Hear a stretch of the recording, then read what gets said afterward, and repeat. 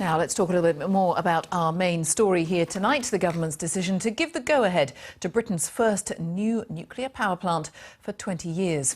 The £18 billion project at Hinkley Point in Somerset will be mainly financed by the French energy firm EDF, which is largely state-owned, with China putting in £6 billion. So, is it the right decision to give it the go-ahead? Let's ask Dr. Paul Dorfman, who's an honorary senior research fellow at the Energy Institute at University College London, who has advised the government on nuclear energy issues. Very good afternoon to you. Thanks for joining us. My pleasure. Has the government done the right thing? Is it the right decision?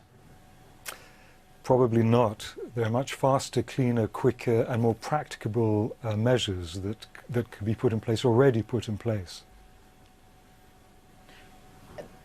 But would they be sufficient to plug the energy gap that we talk about so much, though? Because proponents of this would say, well, actually, you need a mix.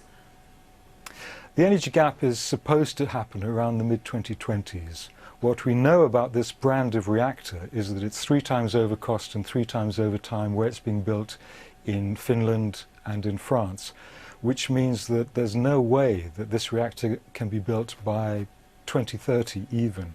So in terms of the energy gap, it's not really going to help us with that.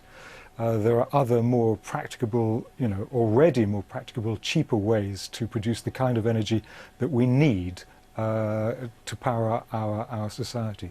Dong Energy, the largest wind company in the world, says it could build enough offshore wind to equal anything that Hinkley can deliver with about an £8 billion saving. Why, in your opinion, then, are so many people broadly in favour of this project because of the country's energy needs going forward? Is there still, to your mind, scepticism that wind, for example, can really provide everything that we need as a nation? Well, we've heard a lot of political flam today. Politicians may or may not understand the real issues here, and government departments may or may not understand the real issues here. But the broad consensus amongst all key experts and all of the major commentary across the board, whether you're talking about The Guardian or The Times or The Economist or The Spectator, The Independent, anybody or any energy professor worth their salt, is that it's a bad deal and the reactor is a failing reactor. The deal itself is deeply problematic.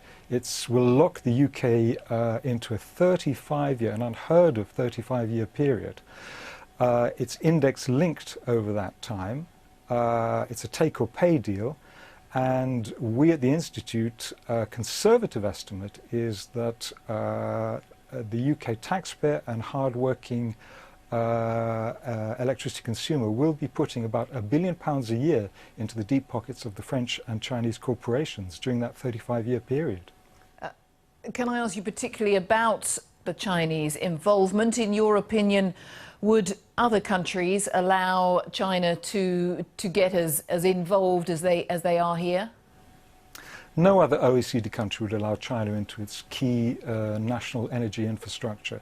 The 2 Chinese companies who are involved in terms of financing Hinkley, one is CGN and one is CNNC. Both are nuclear Chinese state entities. Now, CGN is now involved, has actually been accused of nuclear spying in the US. It's actually involved in nuclear spying in the US.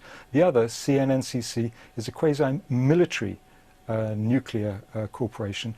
And we know that US Congress, unclassified US Congress reports state quite clearly that China actually has been supplying both ballistic and nuclear technology to Iran and Pakistan. So the question is, for geopolitical military reasons, why are we getting into bed with the Chinese?